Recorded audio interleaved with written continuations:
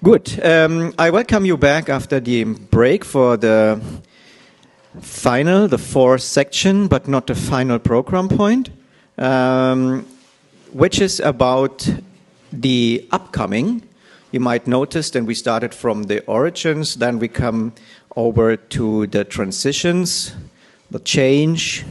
Now we proceeded with the contemporary, as activism is always contemporary, and now we end in this four section circle with the upcoming. We're talking about agencies of tomorrow, like concerning local and planetary challenges, and we will conclude in the end as well with the lessons learned, and we will have also breakout rooms in that section, which we will introduce at the point we will split the group.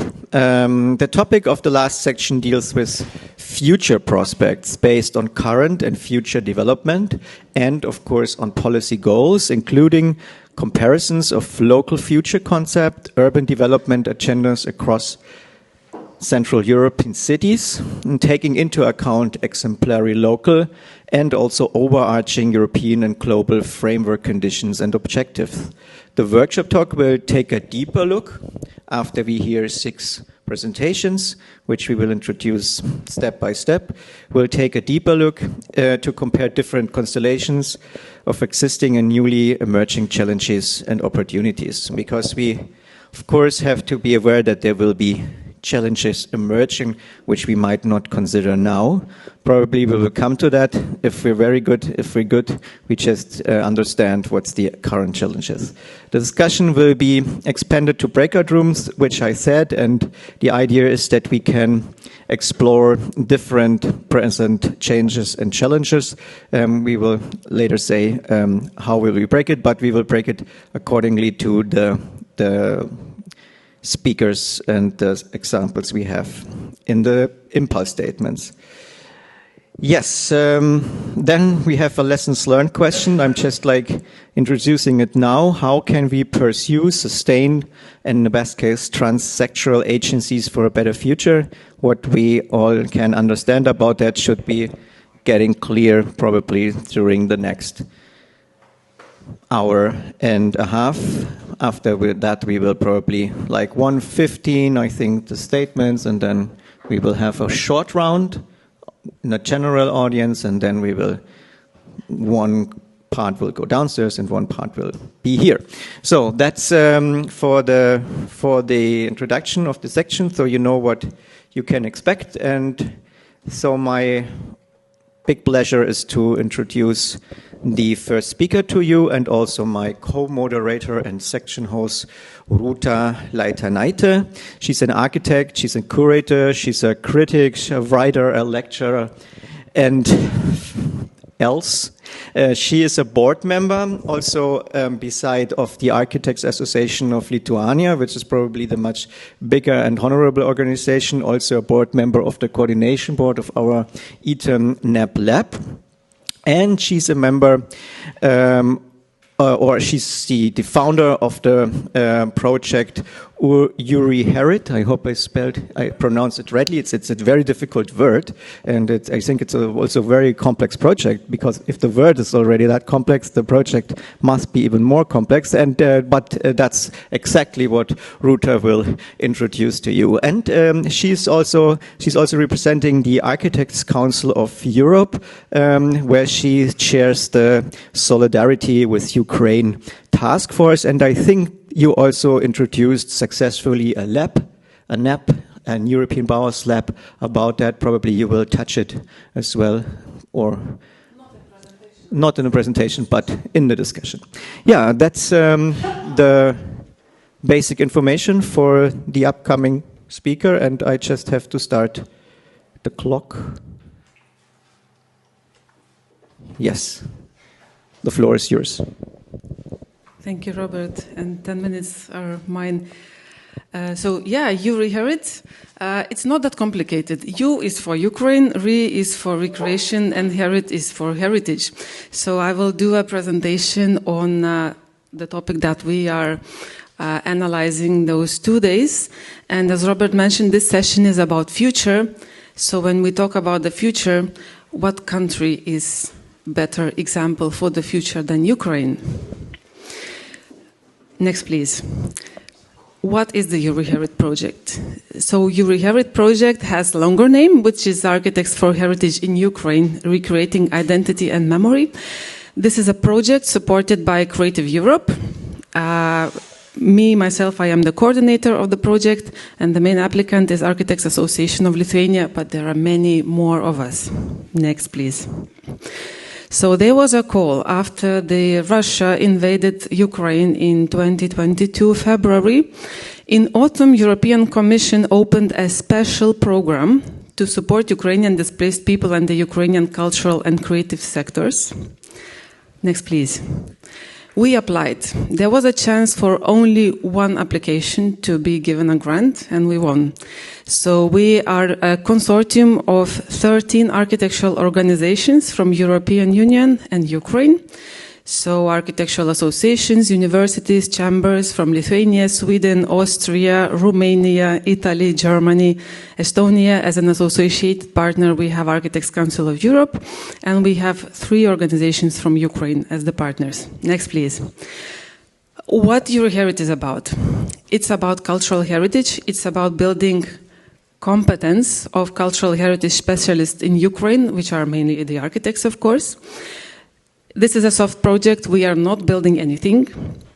We are just building the capacity. So the project addresses the topics of evaluation, preservation, and restoration of the urban and architectural heritage in Ukraine during and after the war, treating it as a resource for sustainable cultural, social, environmental, and economic recovery, while solving challenges of preservation, redefinition, and highlighting the national and local cultural identity and reflect the memory in the rebuilding. So we see cultural heritage as a resource, not something that has to be conservated, but something that has potential to rebuild Ukraine with a unique and yet European cultural DNA. Next, please. We have special ethos inside the project. We were really fed up with the initiatives when mainly Western countries used to come to Ukraine and taught them lesson. We don't think that this is a way, the way to contribute to the rebuilding of Ukraine in a quality way is to co-create together. So in the ethos of the project is that each of the activities is led by Ukrainians and European Union professionals, and this is a two-way learning. So we share our experience that we gained in European Union countries, and we also learn from Ukraine. Next, please. Inside the project, we have activities, research, methodologies, and recommendations. We have workshops, we have conferences, we have continuous professional development courses and educational program at Architecture School. Next, please. The principle that I already explained. Each of the activities, thematic areas, is led by one European Union partner and one Ukrainian partner. Next, please. So what are the topics that we analyze in the project UREHERIT? There are many. Heritage value assessment, damage done by war to cultural heritage assessment, sustainable and meaningful regeneration of cultural heritage, holistic renovation of Soviet housing in Ukraine, and this is where I will lead my presentation later. Then we have participatory process in heritage protection. We have architectural design competitions as a tool for reconstruction of cultural heritage. We have new technologies and heritage. We have educational program for bachelor students, and we have continuous professional development program for 24 Ukrainian participants. Next, please. Besides being the main coordinator of the project, Architects Association of Lithuania is also leading partner in the activity Holistic Renovation of Modernist Housing. Next, please. And why this topic? This idea came in 2019 when Ursula von der Leyen announced the European Bauhaus initiative and invited all the architects, designers, artists, thinkers, philosophers to join the forces for the better future in our environment. So I was thinking, what could be the Lithuanian response? What is the topic that is really painful and also potential for the development of NEB values? Next, please. And then, of course, The mass housing built after the Second World War has a huge potential to supply a quality living environment, and it can become the main source of the affordable housing, which is really a huge challenge in all the Europe. Next, please. But there is one problem, and I think this is a problem quite common to everybody here in the room. I don't have to explain. Next, please. So, as I mentioned in the previous session with my question regarding the renovation, we do have in our country, in Lithuania, the governmental program for renovation, when the government is contributing financially to the renovation of the housing. However, it's not very popular. And why? Because it has many problems. After the renovation, the architectural identity of the quarters is lost, because the renovation is being done house by house. So, if you have a microrayon of 20 houses, 20 of them can have, after renovation, totally different identities. Then there is no added value, no improvement of flats, no improvement of public space, no improvement of social life, and no communities enhancement. Next, please. So we think that architecture has tools to implement energy sustainable technologies together with a design of spaces that would make an attractive, comfortable home for the end user. Why I mentioned energy sustainable technologies? Because that governmental program is about energy efficiency. The whole renovation program is about energy efficiency and lowering the carbon footprint, and not about quality environment. Next, please. So we started this initiative in 2019, and here you can see the usual suspects of the topic. We did a research at European scale, searching for good examples that we can share. Next, please. We did an international exhibition, Holistic Renovation of Modernism Housing, featuring 11 examples from European Union countries. Next, please. And we came up with the idea, what is a holistic approach to the renovation of those microrayons? So it is not only energy efficiency and renovation of engineering systems, but also urban integrity, logic of structure, functionality of the district, its improvement of private living space, and improvement of outdoor and indoor public spaces. It's about creating urban lifestyle, adding functions, consistency of architectural image of the whole quarter. It's about strong communities, equality, accessibility, culture of living together, sustainable way of life. That's why I was asking how activism can be integrated in the renovation programs, because I think it's like indispensable if you want to get a quality result. It's also about sustainability and ecology of construction and exploitation. It's about technical innovation and innovative legal and financial tools. Next, please. So we wanted to expand our research and to share our findings with Ukrainian colleagues. That's why we established this activity inside the UREHERIT project. Next, please. So we have a research. The primary objectives of the research is to assess the current stage of socialist era housing in Ukraine, to identify key issues and challenges related to the technical quality, social impact and environmental sustainability, and to develop a set of recommendations for holistic renovation that align with the GNB, and this is for my German colleagues that are fully aware of those sustainability principles. Next, please. What is the plan of the activity? Right now, we are drafting the first draft of the recommendation. Then the recommendations will be tested in pilot projects by architecture students. Next summer, we will have a public event in Ukraine where we'll present the draft recommendations and the student projects to the Ukrainian communities. And then in next autumn, we will come up with final recommendations for Ukraine. Next, please. Now, the question of cultural value of those micro districts. My colleagues at the working group are mainly urban planners and architects, so it's really, really very hard to remind them constantly that cultural heritage value is also an asset in the process of renovation. We have this holistic methodology of exploring the topics For holistic renovation, that includes spatial quality, social impact, process quality, economic impact, technical quality, environmental impact. Next, please. Then, of course, we have to evaluate the capacity.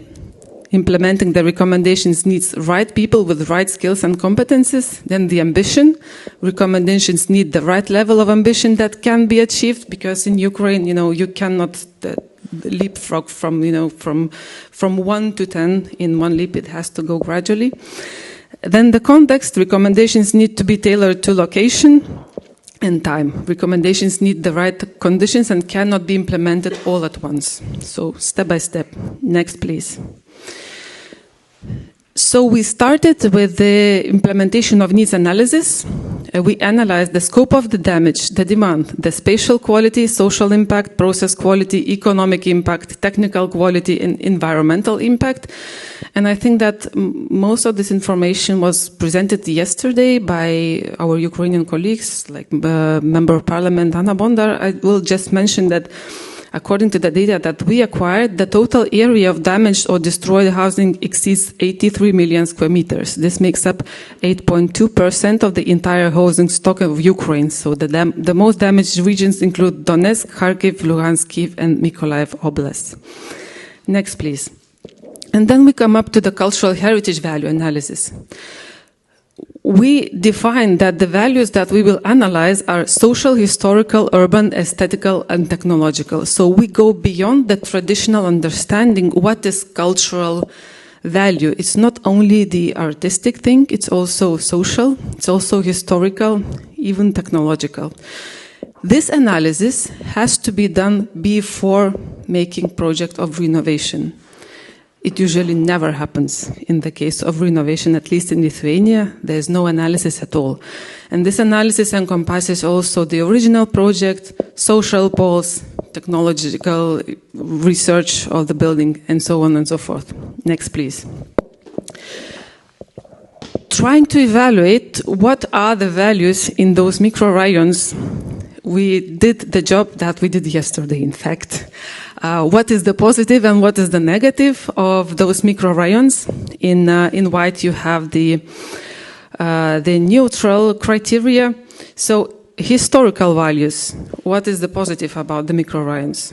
Because they were the biggest laboratory for modernist ideas and ideals. It was an impressive public housing program that could be probably never repeated in Europe and in the world. And the design reflects the major societal change, which is given a decent, hygienic, flat. Yeah, I see. I will have 3 more slides. Okay? But they came with many negative implications, which are more common to the post-Soviet countries. Probably not for democratic countries, but it was a creation of egalitarian society. It went together with nationalization of property. It was an ideological message of dictatorship. It was not contextual. It was involuntary displacement. Many people that were taken away their own property in the rural areas, they were forced to move to those residential quarters. In fact, there was no care about the quality. Just for the report, probably you have heard of those 5-year plans. This was a tool for assimilation and Russification, because many Russians were brought as well to the countries that were occupied by Soviets, and that was a tool of repression as well. Of course, the reason why those microrayons happened was the industrialization was set as the priority for the whole Soviet Union. Next, please. So, in fact, housing was never a priority. It was a lie that Soviets imposed on us, that we wanted to give a decent house to everyone. Of course, it was like part of the truth, but the main reason of making those microrayons was that they needed a labor force, and that was the easiest way to get that. So the social value, I started with negative, so I continue. Lack of privacy and control, quality of social services sacrifice over speed and quantity. The social life there ended with childhood. As a child, probably you have had a good time in those courtyards, but as an adult, there was nothing to do unless you drink alcohol. Poor self-organization. Of course, it was a tool of control for Soviet regime that, when people are gathering, and that's why activists are not welcome, when people are gathering, they can come up to certain, democratic solutions that are not coming from the top. And then for implementation of social program. The positive, social services and infrastructure, mixed social fabric, rise of new urban population and emergence of urban culture. Next, please. 2 more. Aesthetic value. Positive, it was always an ensemble. It was minimalistic aesthetic, it was a holistic design, so everything was created by one hand. Public spaces, transport system, housing, so those really nice pictures, like really visionary pictures. Then what we have to also evaluate is textures, composition, box effect, ornaments, details, silhouette, rhythm. They can be positive or negative. But with negative, there was no transformation ambition, so in fact these houses are not so flexible to transformation. General public does not see this value. The renovation that is happening today usually is from bad to even worse when it comes to aesthetic value. Massive repetition, generic image, generic architecture. In renovation, there's no market for talented architects. The architects don't find this topic sexy, they don't participate. And one architectural concept for the entire neighborhood, probably it can be evaluated as neutral, but many people see it as a disadvantage. Next, please, and one more. Technological value, of course, that was like a breaking point in technologies of building, so the era of prefab, which was matching the challenge of that huge housing program. Innovative ideas and principles were applied. So typical systems were applied as well. It came with many negative things related with technological values. It was part of planning economy, so speed was more important than quality. Quality of construction was low because of the low skills. It was cheap and fast, but probably rarely good.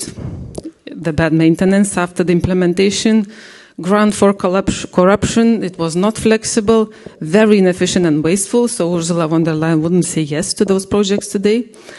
They were in fact not designed to last. In fact, they were designed to last 50 years. And poor realization. And the next one, please. And the last one is the urban values. So what is positive about urban values? It's a huge impact of urban planning on this environment of housing.